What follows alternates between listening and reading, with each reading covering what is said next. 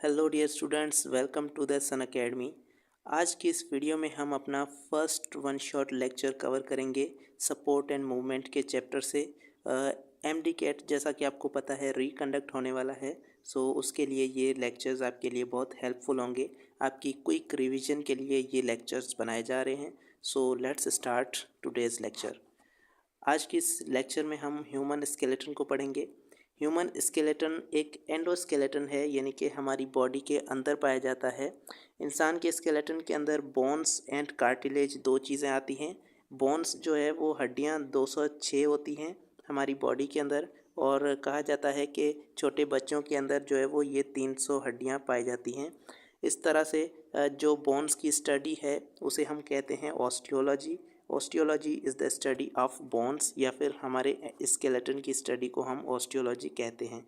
हमारा स्केलेटन हमें support and protection देता है, और उसकी वजह से हम जो है वो मुख्तलिफ़ एक्टिविटीज़ कर पाते हैं। हमें सपोर्ट देने के लिए हमें हड्डियाँ होती हैं हमारी, और बाकी के जो मसल्स हैं वो हमें मूवमेंट के अंदर काम आते हैं। यानी कि सपोर्ट एंड मूवमेंट के अंदर हम पूरे स्केलेटन को पढ़ेंगे, जिसमें बोन्स और मसल्स दोनों आ जाते हैं। तो हम बोन्स के बारे में पढ़ेंगे और साथ में मसल्स के भी बारे में पढ़ेंगे इस चैप्टर में। जो स्केलेटन है वो हमारा फंक्शन करता है एज अ मिनरल स्टोरेज। हमारी बॉडी के अंदर डिफरेंट मिनरल्स स्टोर होते हैं, जैसे कैल्शियम, फॉस्फेट्स वगैरह जो स्टोर होते हैं वो स्केलेटन के अंदर ही होते हैं। बोन्स के अंदर ही मिनरल्स स्टोर हो रहे होते हैं। साथ में हमारे ब्लड सेल की प्रोडक्शन के अंदर भी हमारे स्केलेटन का बहुत इंपॉर्टेंट रोल है।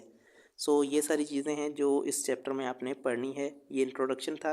अभी हम चलते हैं स्ट्रक्चर ऑफ बोन की तरफ, जो कि फर्स्ट टॉपिक है आपका। बोन का जो स्ट्रक्चर है उसके अंदर कौन कौन सी चीज़ें आती हैं।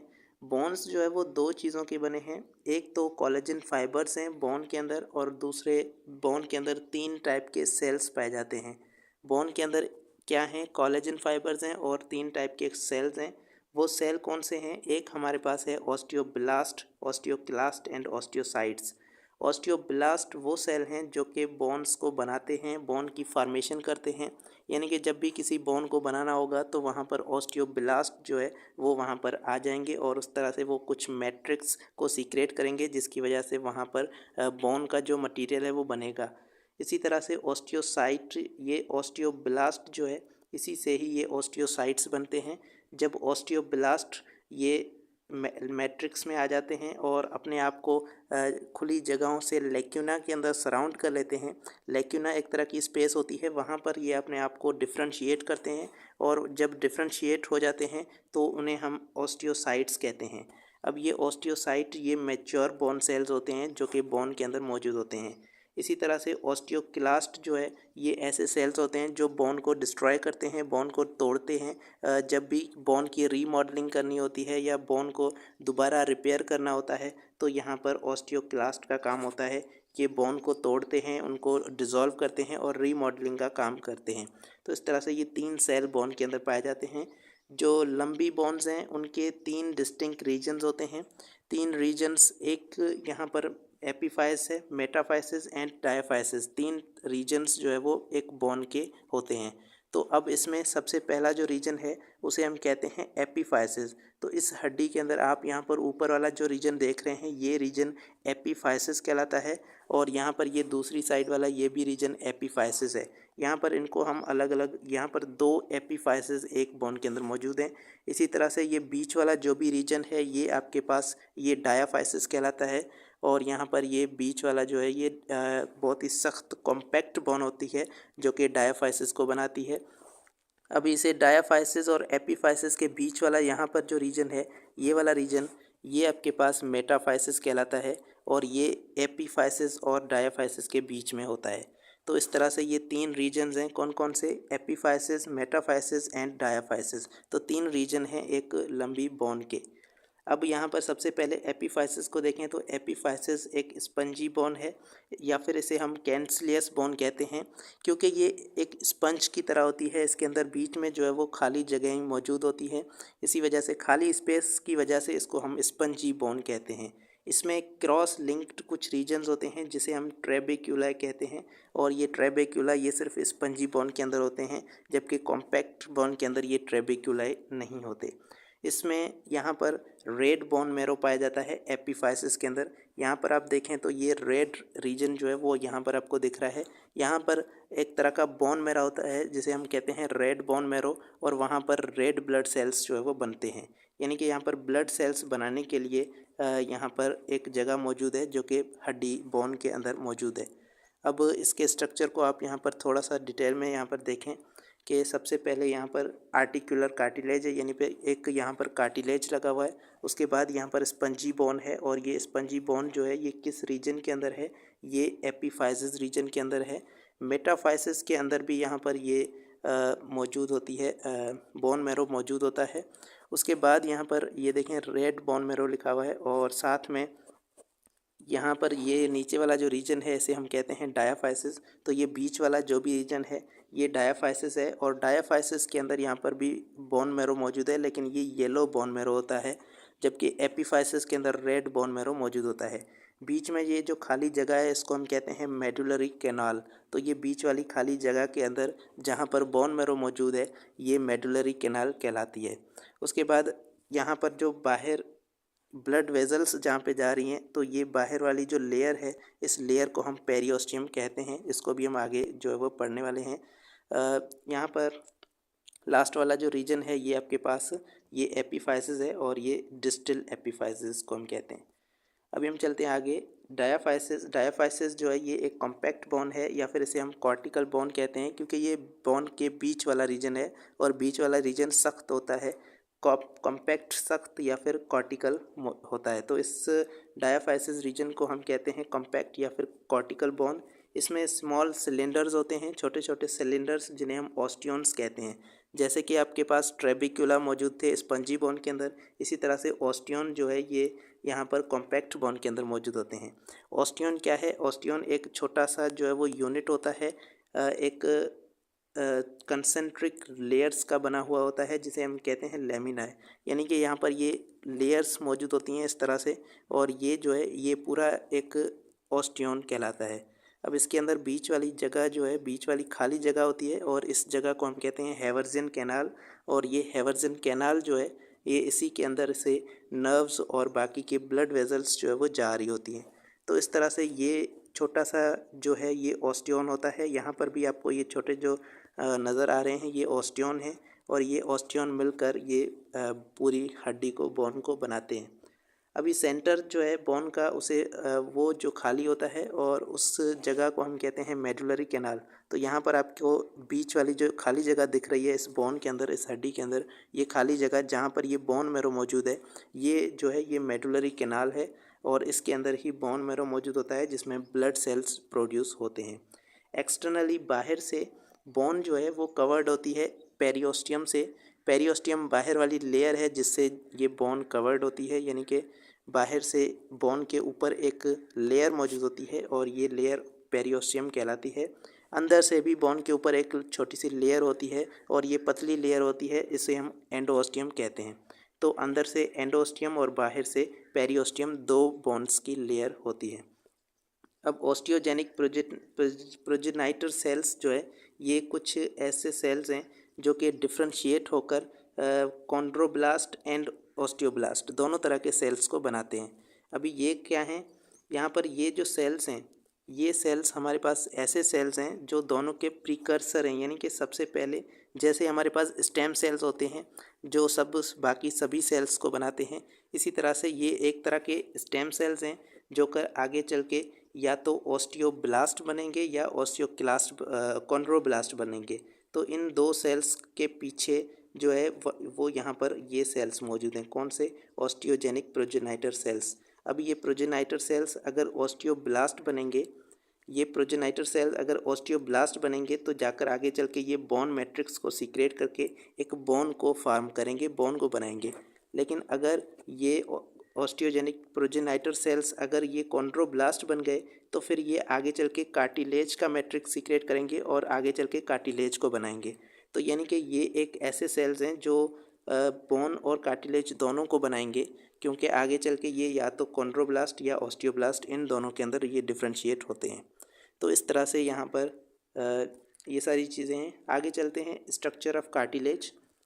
अभी कार्टिलेज का स्ट्रक्चर देखना है तो कार्टिलेज के ऊपर आउटर लेयर जो बाहर वाली लेयर है कार्टिलेज की उसे हम कहते हैं पेरिकॉन्ड्रियम। जिस तरह से बोन के ऊपर पेरिओस्टियम थी इसी तरह से कार्टिलेज के ऊपर पेरिकॉन्ड्रियम एक लेयर होती है। अभी cartilage is formed by chondroblast cells. Cartilage जो बनता है वो कॉन्ड्रोब्लास्ट सेल्स से बनता है। जैसे ऑस्टियोब्लास्ट बोन्स को बना रहे थे इसी तरह से कॉन्ड्रोब्लास्ट कार्टिलेज को बनाते हैं। अभी ये कॉन्ड्रोब्लास्ट जब डिवाइड होकर जो मैच्योर सेल्स हैं कॉन्ड्रोसाइट जब बनाएंगे तभी हमारे पास कार्टिलेज बनेगा। तो कार्टिलेज के अंदर मैच्योर सेल्स मौजूद होते हैं और कार्टिलेज के जो मैच्योर सेल होते हैं उन्हें हम कहते हैं कॉन्ड्रोसाइट। जिस तरह से बोन के मैच्योर सेल को हम ऑस्टियोसाइट कहते हैं। कार्टिलेज जो है ये हमारी बॉडी के अंदर कुशन प्रोवाइड करता है और फ्रिक्शन को रिड्यूस करता है। जिस तरह से हमारा एक दो बोन्स जहाँ पर मिलती हैं जो जॉइंट होता है वहाँ पर जॉइंट के बीच में ये कार्टिलेज मौजूद होता है। जिस तरह से आपस में जो हड्डियाँ हैं वो आपस में टकराएंगी नहीं और फ्रिक्शन जो है वो कम होगी और इसी तरह से कुशन जो है वो प्रोवाइड होगी यहाँ पर कार्टिलेज की वजह से। तो कार्टिलेज हमारी बॉडी के अंदर कुशन प्रोवाइड करते हैं और फ्रिक्शन को भी कम करते हैं।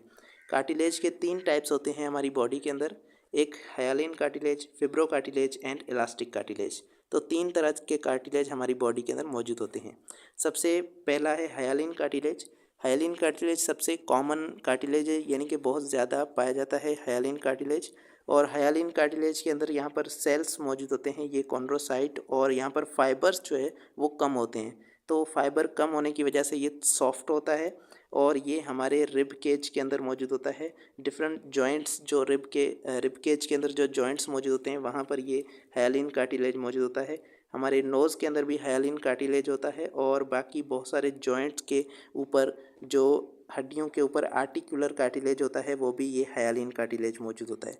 जिस तरह से हमारा नी जॉइंट है तो नी जॉइंट के अंदर क्या होगा कि यहाँ पर ये 2 हड्डियाँ होंगी और बीच में जो कार्टिलेज मौजूद होगा ये कार्टिलेज हाइलिन कार्टिलेज होगा। तो जो जॉइंट्स के बीच में होता है वो हाइलिन कार्टिलेज होता है। उसके बाद फिब्रो कार्टिलेज ये हमारी इंटरवर्टिब्रल डिस्क के अंदर मौजूद होता है। इसमें क्या होता है कि फाइबर्स भी होते हैं और साथ में यहाँ पर सेल्स भी मौजूद होते हैं। यहाँ पर फाइबर जो है वो ज़्यादा तादाद में होते हैं इसी वजह से इसको हम कहते हैं फिब्रो कार्टिलेज, क्योंकि इसमें जो फाइबर हैं जो कोलेजन फाइबर्स हैं वो ज़्यादा तादाद में मौजूद होते हैं। तो ये इंटरवर्टिब्रल डिस्क के अंदर मौजूद होता है, साथ में नी जॉइंट के अंदर भी ये मौजूद होता है। देखें जो बड़े जॉइंट हैं नी जॉइंट या फिर पेक्टोरल ग्रिडल के अंदर जो हमारे पास जॉइंट हैं शोल्डर जॉइंट जिसे हम कहते हैं, तो वो जॉइंट भी वहाँ पर भी फिब्रो कार्टिलेज होता है। जबकि यहाँ पर बाकी के जो रिब केज के अंदर जो जॉइंट्स हैं उसमें वहाँ पर हाइलिन कार्टिलेज होता है। तो इस तरह से ये कुछ चीज़ें जो आपने याद रखनी है।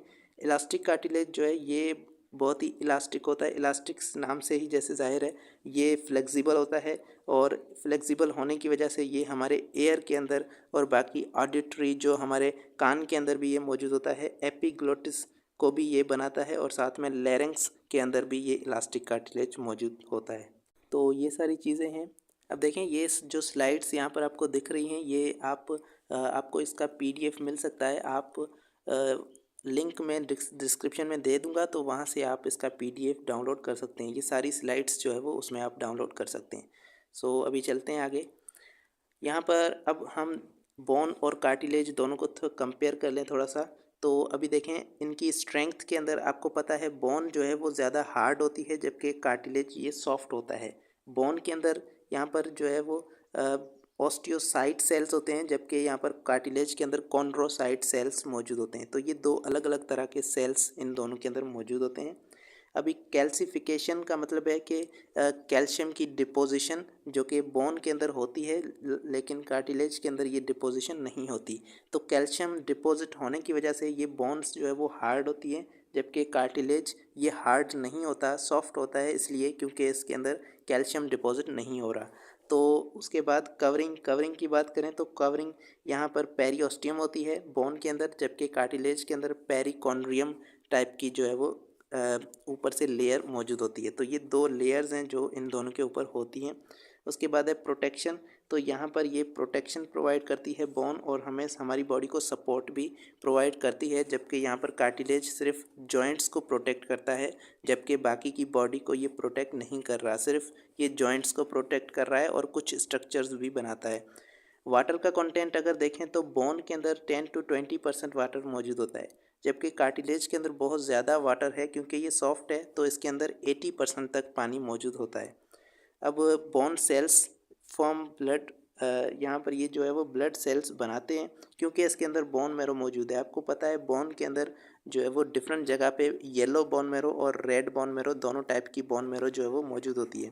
तो इस तरह से ये ब्लड सेल्स बनाते हैं, white blood cell and red blood cell दोनों तरह के ये सेल्स बना रहे होते हैं, जबकि कार्टिलेज के अंदर क्योंकि बोन मैरो नहीं है तो यहाँ पर सेल्स नहीं बनते। तो इस तरह से कार्टिलेज के अंदर सेल नहीं बनते, बोन सेल्स ब्लड सेल्स नहीं बनते, जबकि बोन के अंदर ब्लड सेल्स बनते हैं। अब यहाँ पर आ जाते हैं पूरे के पूरे स्केलेटन पर। अब ह्यूमन स्केलेटन को जो है वो दो पार्ट्स में डिवाइड किया जाता है, एक होता है एक्सियल स्केलेटन और दूसरा हमारे पास अपेंडिकुलर स्केलेटन होता है।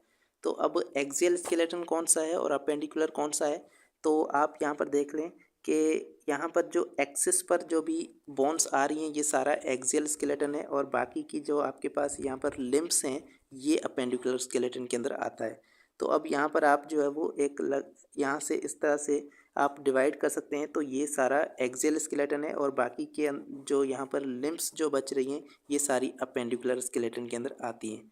तो अब सबसे पहले एक्सियल स्केलेटन को अगर हम देखें तो इसके अंदर कितनी बोन्स होती हैं। एक्सियल स्केलेटन के अंदर जो है वो टोटल 80 बोन्स मौजूद होती हैं, जबकि अपेंडिकुलर के अंदर 126 बोन्स होती हैं।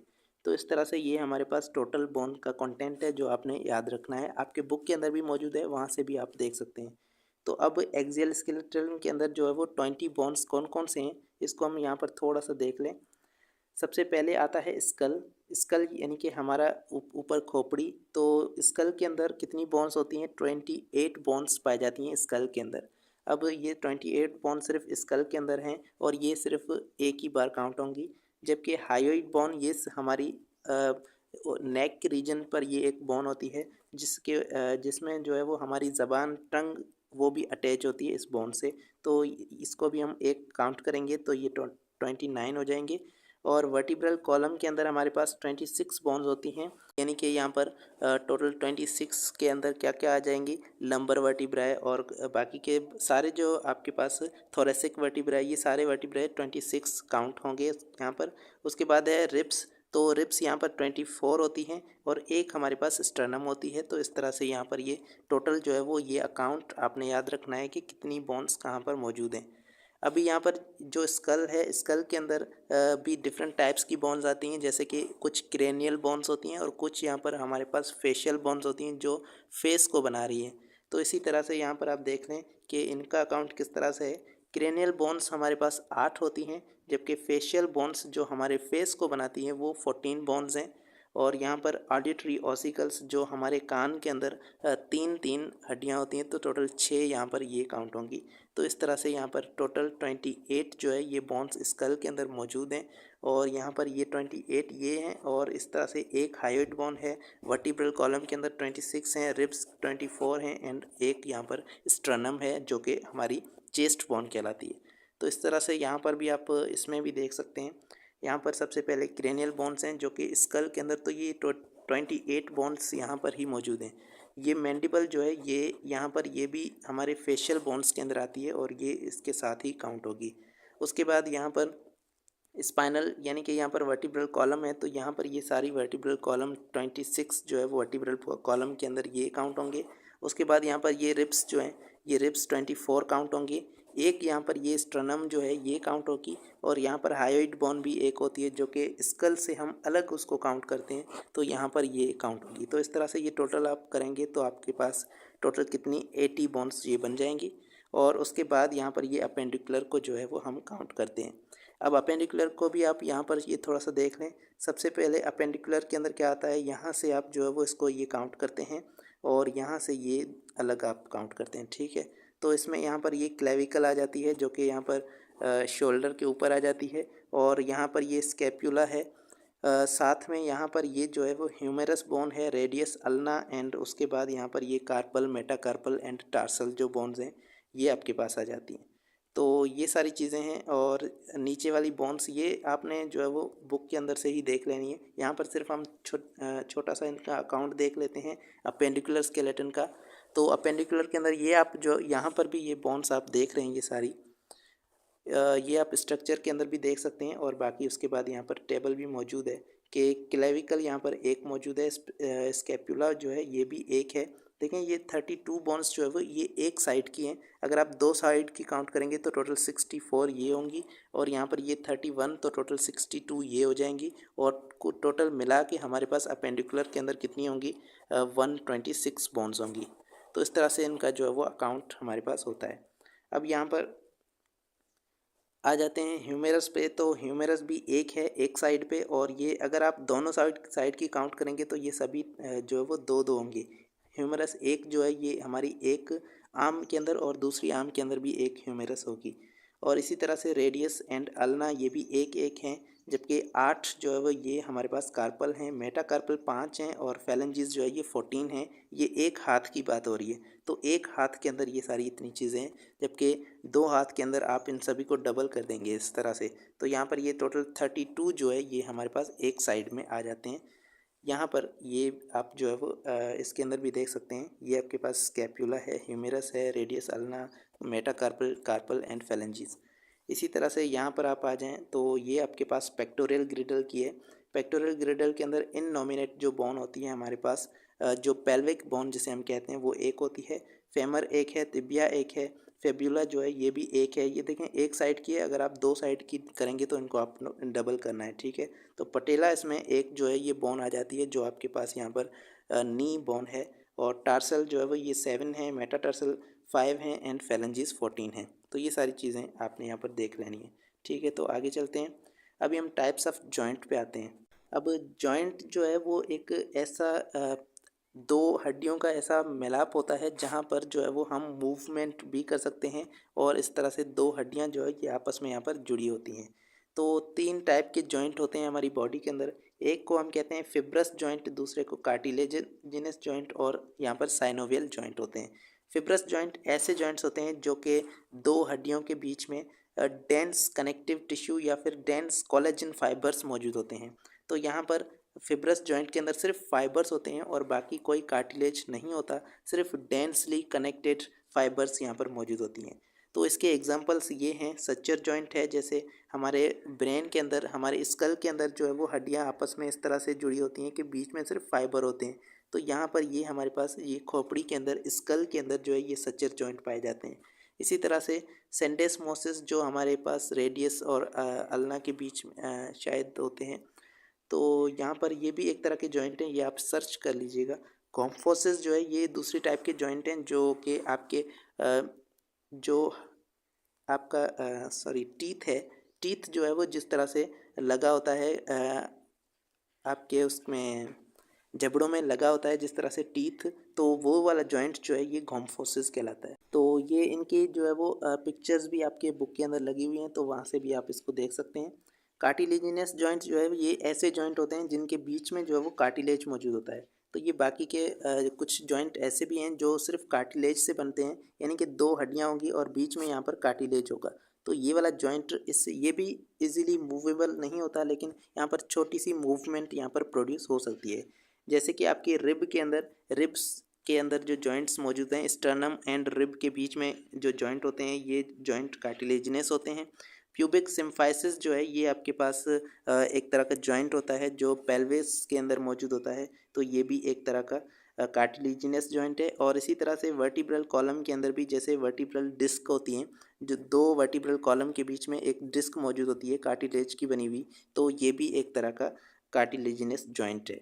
अब यहाँ पर साइनोवियल जॉइंट पे आ जाते हैं। साइनोवियल जॉइंट एक तरह के हमारी बॉडी के अंदर ऐसे जॉइंट होते हैं जिनके अंदर एक साइनोवियल कैविटी होती है जो कि बीच में खाली होती है, और एक साइनोवियल मेम्ब्रेन होती है जो कि साइनोवियल फ्लूइड को रिलीज़ करती है। यानी कि इसमें क्या होगा कि यहाँ पर आप देख सकते हैं कि ये दो हड्डियाँ हैं और यहाँ पर ये, इसको हम कहते हैं जॉइंट कैप्सूल, ये जो है कुछ दो मेम्ब्रेन होती हैं जो इसको बनाती हैं इस तरह से कैप्सूल को, और दो हड्डियों को आपस में जोड़ रही होती हैं।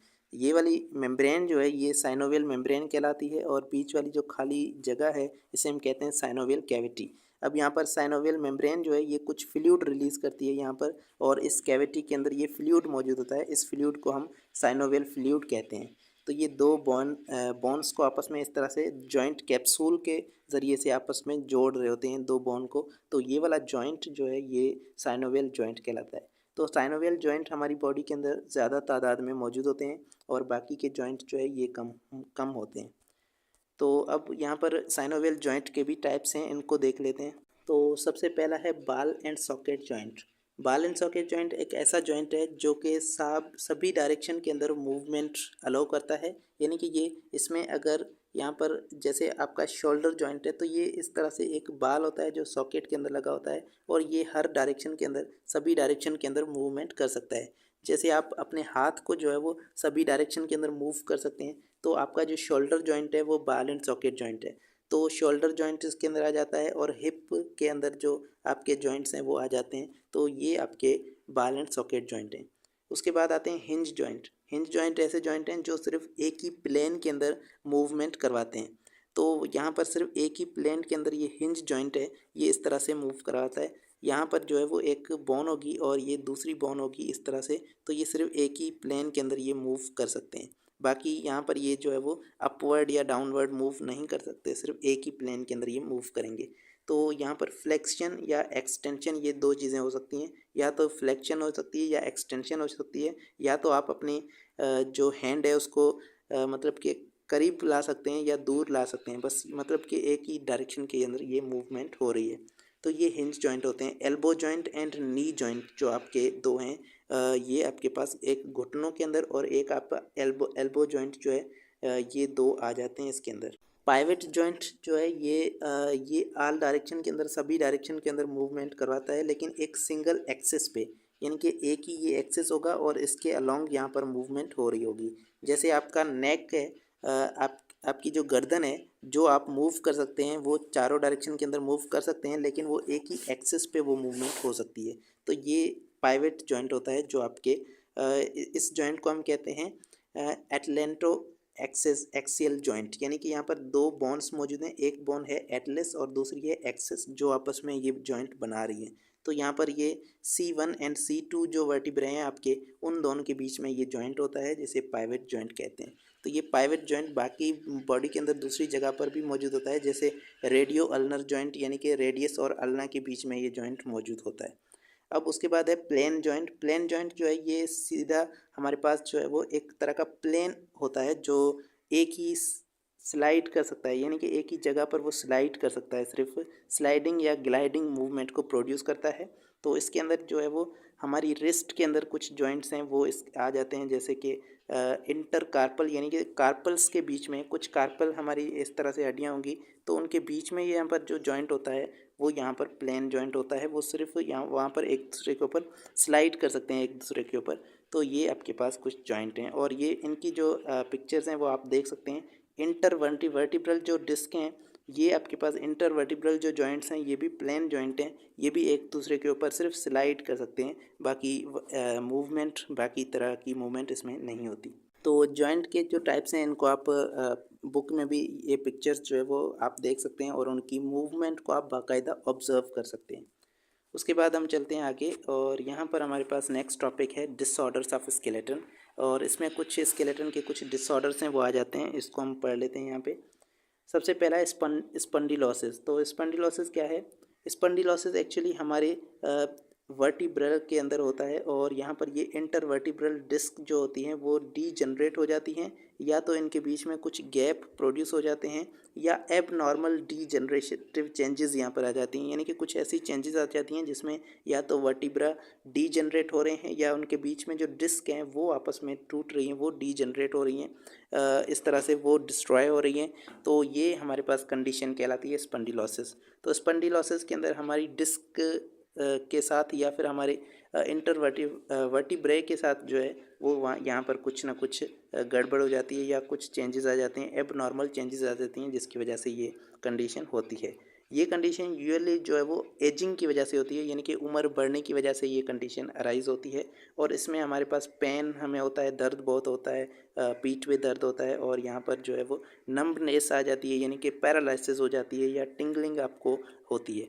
तो इस तरह से, क्योंकि यहाँ पर कुछ नर्व्स जो है वो ब्लॉक हो सकती हैं, तो उन नर्व्स के ब्लॉकेज की वजह से भी हमें यहाँ पर जो है वो पैरालिसिस हो सकती है, और वहाँ पर हमारा वो एरिया जो है वो सुन्न हो जाएगा, और उस तरह से हम मूवमेंट प्रोड्यूस नहीं कर पाएंगे। उसके बाद आते हैं शाटिका। शाटिका जो है ये शाटिक नर्व के अंदर जो है उसकी कंप्रेशन होती है।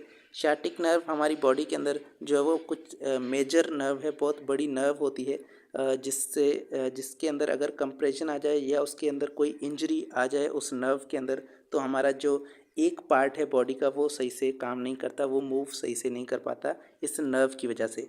तो ये कंडीशन शाटिका कहलाती है। इस शाटिका के अंदर जो है वो यहाँ पर पेन होता है, और हमारी लोअर बैक के अंदर पीछे पीठ के अंदर जो है ये पेन अराइज होता है। वहाँ से जो है वो सीधा वो टांगों की तरफ वो पेन जाता है, और हमारी लेग पूरी के अंदर ये दर्द करने लगता है।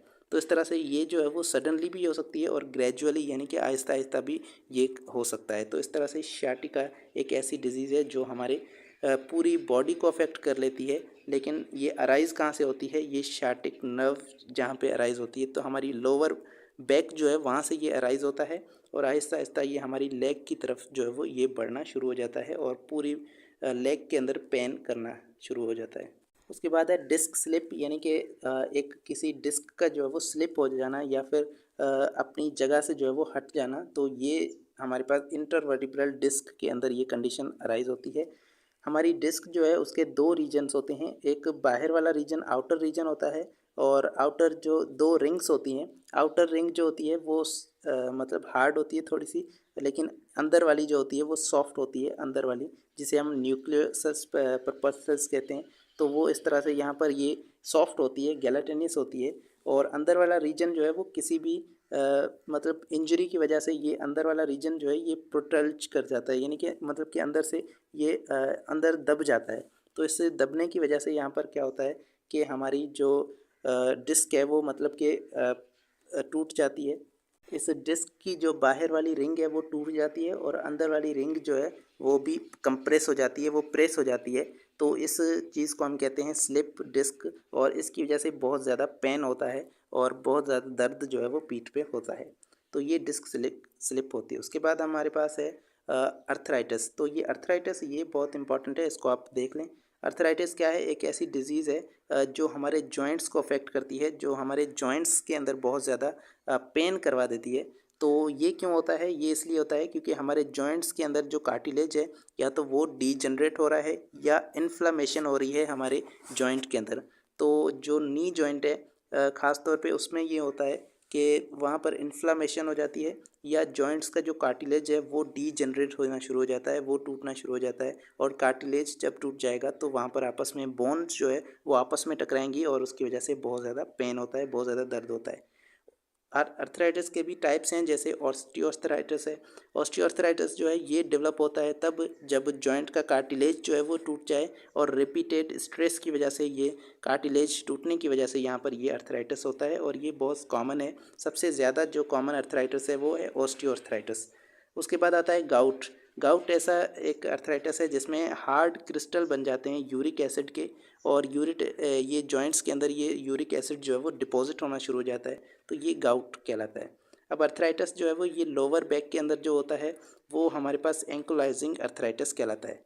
ये क्या है? ये एक ऐसी अर्थराइटिस है जो हमारी बैक के अंदर होती है, यानी कि हमारे जो वर्टिब्रा है उस वर्टिब्रा के अंदर ये जो है वो अर्थराइटिस हो जाती है, और इसको हम कहते हैं एंकोलॉजिंग अर्थराइटिस। ठीक है, तो ये यहाँ पर हमारे पास मौजूद है। उसके बाद है रेमेटॉइड अर्थराइटिस, जो कि एक ऑटो इम्यून डिसऑर्डर है। ये इम्यून सिस्टम की वजह से होता है, और इम्यून के जो सेल्स हैं हमारे इम्यून सिस्टम के, वो साइनोवियल मेम्ब्रेन पर जाकर अटैक करते हैं और उसको डिस्ट्रॉय कर देते हैं, और उसकी वजह से ये अर्थराइटिस होती है, और इससे हम रेमेटॉइड अर्थराइटिस कहते हैं। उसके बाद यहाँ पर जो है वो डिसलोकेशन एंड स्प्रेन, ये दो जो है वो ये जॉइंट की इंजरीज़ हैं, ये जॉइंट के अंदर होती हैं। तो इसको आप बुक से थोड़ा पढ़ लीजिएगा कि जॉइंट जो है वो जब अपनी पोजीशन से हिल जाता है तो उसको हम डिसलोकेशन कहते हैं, और जब जॉइंट का जो लिगामेंट है वो लिगामेंट जब टेयर हो जाता है, खींच जाता है, तो वो हमारे पास स्प्रेन होता है। तो ये दो जो है आपकी बुक के अंदर लिखे हुए हैं, उसको आप थोड़ा सा पढ़ लीजिएगा। अब हम आते हैं बोन फ्रैक्चर पे, जो छोटा सा टॉपिक है। आपके बुक के अंदर तो लंबा लिखा हुआ है, लेकिन हम यहाँ पर बहुत ही शॉर्ट में देखेंगे। बोन फ्रैक्चर क्या है कि बोन का टूटना जो है ये बोन फ्रैक्चर कहलाता है। और किसी भी इंजरी की वजह से कुछ भी हो जाए, अगर आपकी बोन ब्रेक हो रही है तो उस चीज़ को हम बोन फ्रैक्चर कहते हैं। बोन फ्रैक्चर के कुछ टाइप्स हैं, जैसे सिंपल फ्रैक्चर।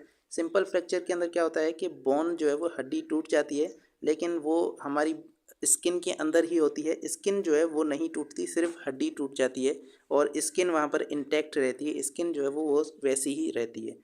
लेकिन यहाँ पर कंपाउंड फ्रैक्चर के अंदर क्या होता है कि बोन टूट जाती है और हमारी हड्डी जो है वो बाहर दिखने लगती है। स्किन को तोड़कर वो बाहर जो है वो निकलने लगती है हड्डी। तो इस तरह से आपकी बुक के अंदर पिक्चर आप देख लीजिएगा कि किस तरह से वो बोन जब ब्रेक हो रही है तो वहाँ पर वो हड्डी जो है वो स्किन से बाहर आ रही है। तो ये वाला कंपाउंड फ्रैक्चर कहलाता है।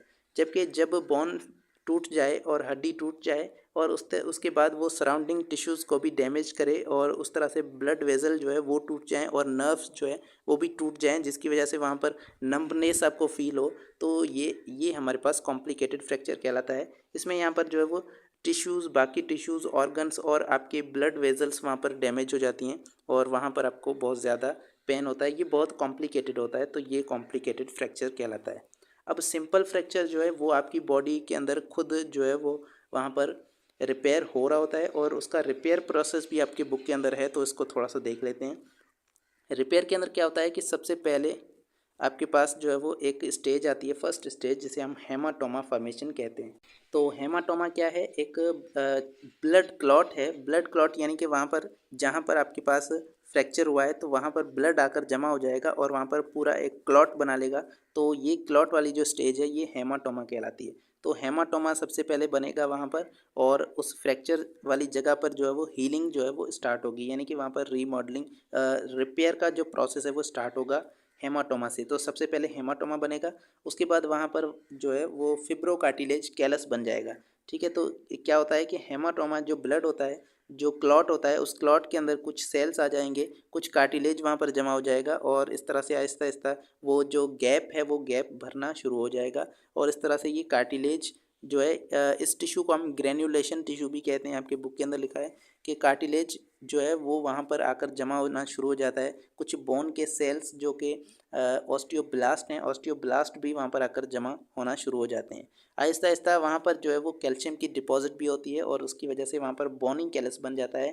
पहले यहाँ पर ये कार्टिलेजिनस कैलस था, अब यहाँ पर इसमें से बोनी कैलस बन जाएगा और उसके बाद बोनी कैलस जो है वो रिप्लेस हो जाएगा और इस तरह से जो आपके पास ऑस्टियोक्लास्ट सेल हैं वो उसको रिप्लेस कर देंगे और बोन को रीमॉडल कर देंगे। इस तरह से जो पुरानी बोन है वो बिल्कुल ही न्यू बोन से रिप्लेस हो जाती है और स्ट्रॉन्ग बोन यहाँ पर बन जाती है। तो इस तरह से ये आपके पास रिपेयर प्रोसेस जो है वो फंक्शन करता है। ठीक है, तो यहाँ पर आज का इस लेक्चर को हम यहाँ पर फिनिश करते हैं और नेक्स्ट जो लेक्चर होगा वहाँ से हम जो है वो मसल को स्टार्ट करेंगे और मसल का जो पूरा टॉपिक है उसको पढ़ेंगे नेक्स्ट लेक्चर के अंदर।